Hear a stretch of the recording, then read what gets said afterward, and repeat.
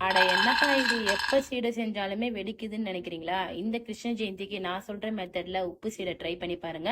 கண்டிப்பா வெடிப்பே வராது. அதுக்கு 1/4 கப் உளுந்த பொன்னிறம் வர வரைக்கும் நல்லா வறுத்து எடுத்துக்கோங்க.